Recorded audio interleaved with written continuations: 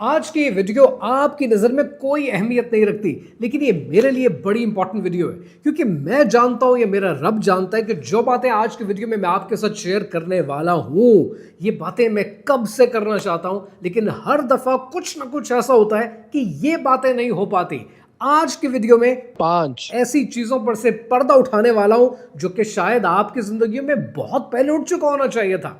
मैं अक्सर बैठा सोचता हूं कि जब इंसान मर जाता है और मरने के बाद उसे कब्र में उतारा जाता है तो कब्र में उससे 5 सवाल पूछे जाते हैं। उनमें से एक सवाल है मन दीनों का, कि तुम्हारा दीन क्या है। मैं हमेशा से ये मानता था कि बड़ा आसान सवाल है, मैं कह दूंगा कि मेरा दीन इस्लाम है और मेरी बचत हो जाएगी।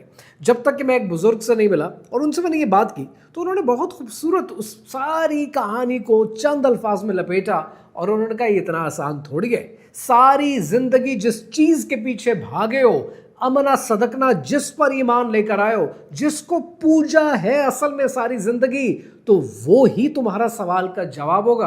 अब टू बी ऑनेस्ट, जिस सोसाइटी में हम रहते हैं, आप मैं सबकी कोशिश क्या है, 4 पैसे बच जाएं, 4 पैसे कमा लें, 4 पैसों के लिए नया बिजनेस शुरू कर दें, 4 पैसे सेव कर लें, 4 पैसों से ज़मीन खरीद लें, तो जवाब तो पैसा होगा ना।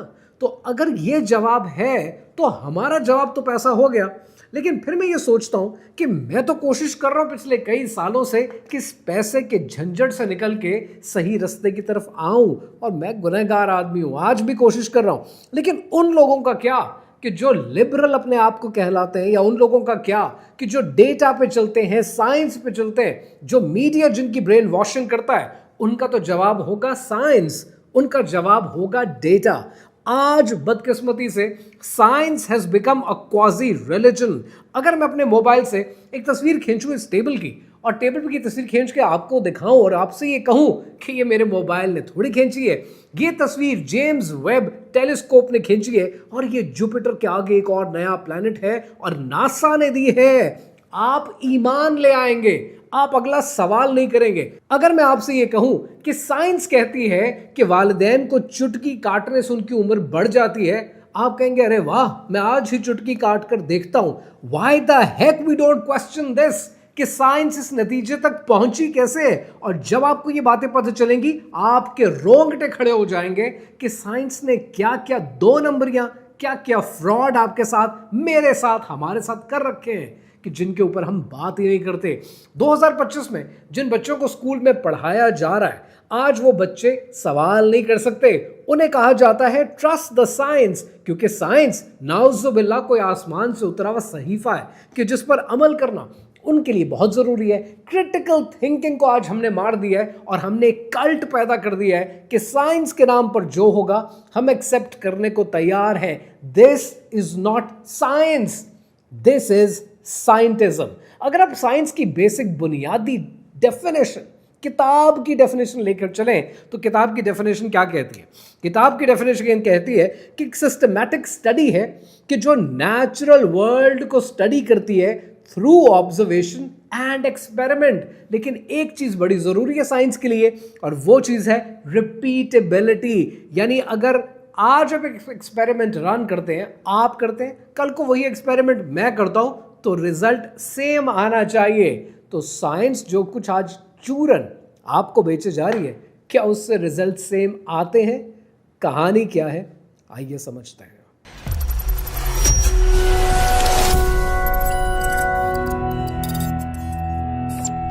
कहानी शुरू होती है सन 500 BCE में कि जब पाइथागोरस ने दुनिया को थ्योरम्स दिए और कहा कि ऑल इज नंबर। दुनिया में किसी भी चीज को साबित करना है तो वो नंबर से साबित कर सकते हैं, और अगर नंबर से साबित नहीं कर सकते तो वो चीज तो दुनिया में एग्जिस्ट ही नहीं करती। बात आई गई हो गई, लेकिन उसके 1000 साल के बाद फ्री मेसन्स ने इस कॉन्सेप्ट को पिक किया।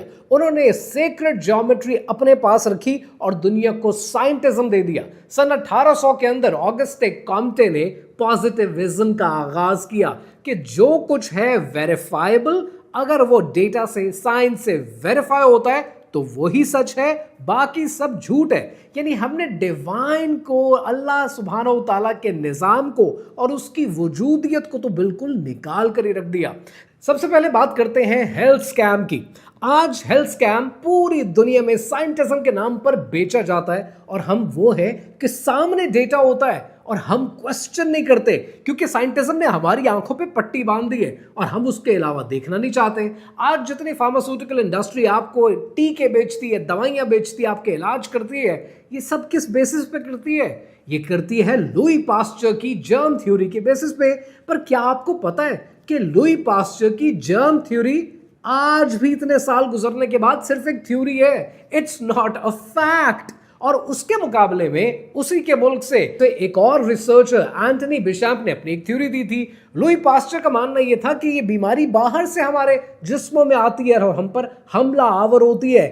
بشامپ کا کہنا یہ تھا کہ بیماری صرف باہر سے نہیں آتی ہے, یہ ہمارے جسم کا امبیلنس ہے جس کو کریکٹ کرنے کی ضرورت ہے. لٹرلی اگر آپ اسلامک ویو پوائنٹ اس کے اوپر پڑھ لیں, آپ کے 14 طبق روشن ہو جائیں کہ آپ کی آدھی میڈیکل سائنس کی ساری ڈگریز اور کوالیفیکیشنز رد ہو جاتی ہیں. اسی حوالے سے صحیح بخاری کی ایک حدیث پاک ہے کہ نبی پاک صلی اللہ علیہ وآلہ وسلم نے ارشاد فرمایا کہ اللہ تعالیٰ نے کوئی ایسی بیماری نہیں اتاری جس کی دوا بھی نازل نہ کی ہو. اتاری اور نازل میرے نظر میں یہ دو امپورٹنٹ ورڈز ہیں یہاں پر, یعنی ہر بیماری کا سولوشن دیا ہے. اور اللہ سبحانہ و تعالیٰ تو کرتا ہی یہی ہے کہ وہ ہمیشہ پرابلم دینے سے پہلے اس کا سولوشن دیتا ہے. خرچے بڑھنے لگتے ہیں نا آپ کے, تو خرچے بڑھنے سے پہلے آپ کی انکم بڑھا دیتا ہے. اس کا تو ہمیشہ سے ایک ہی طریقہ کار ہے, وہ آپ پر بوجھ نہیں ڈالتا.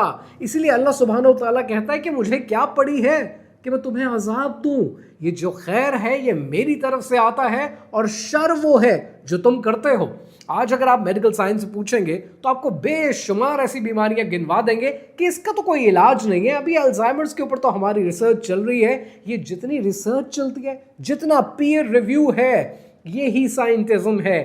پرابلم یہ ہے کہ جب ہمیں کوئی کہتا ہے نا کہ 10 میں سے 8 ڈینٹسٹ نے یہ کہہ دیا ہے, آپ اس کا سیمپل نہیں پڑھتے. I have been running a research company for the past 16 years and I can tell you کہ ریسرچز کی کیسے جاتی ہیں.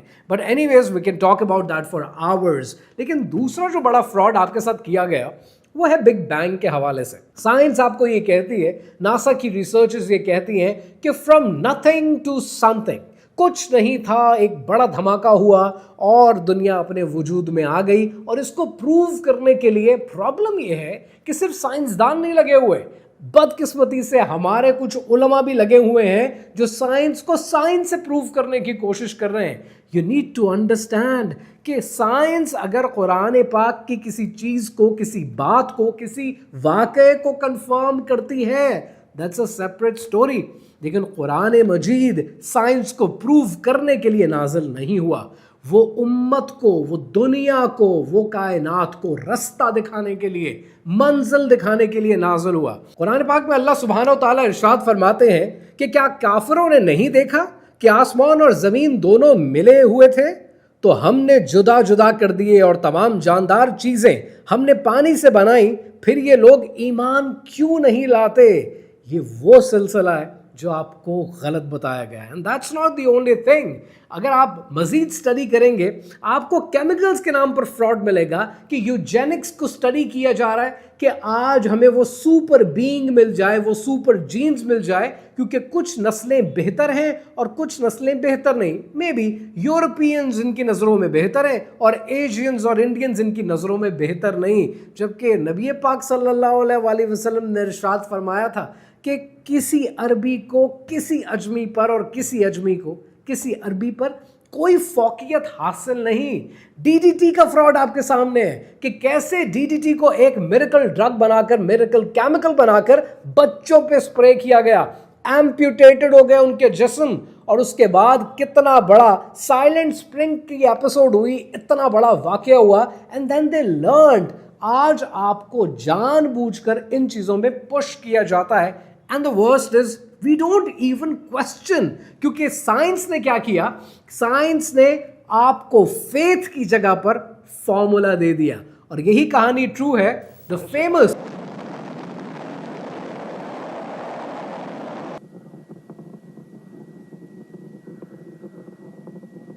No, step off the limb.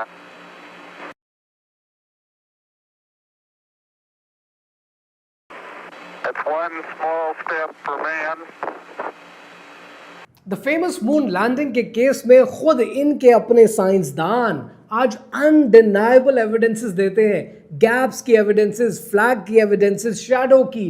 There are so many things that have gone wrong, क्योंकि आज दुनिया ये जान चुकी है कि आप कैसे एक साइंस को कल्ट बना देते हैं, कैसे उसको रिपीटेबल नहीं रखते, कैसे एक आम आदमी की नज़रों से ओझल कर देते हैं. मेरा बड़ा सिंपल सा फॉर्मूला है. मेरा फॉर्मूला ये है कि आज अगर आप कहते हैं ना कि आप मून लैंडिंग करके आए हैं, मेरा सिंपल सा सवाल है, मुझे एक टेलीस्कोप दें ताकि मैं जूम इन करके आपका झंडा देख सकूं. Can I see that?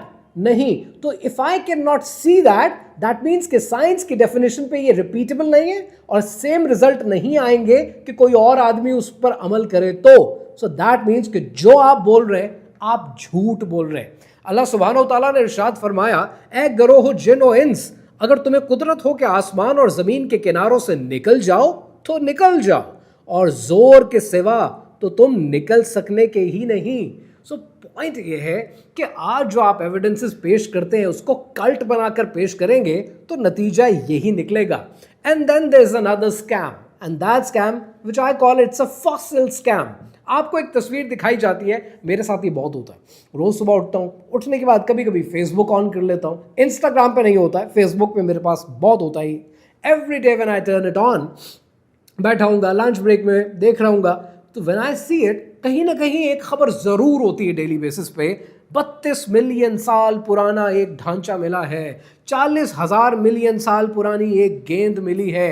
क्रिएशनिस्ट्स खुद कहते हैं कि ये एक स्कैम है.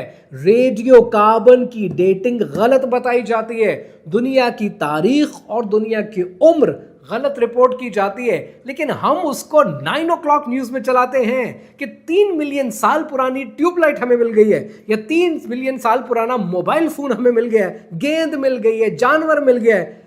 Who's gonna question these people?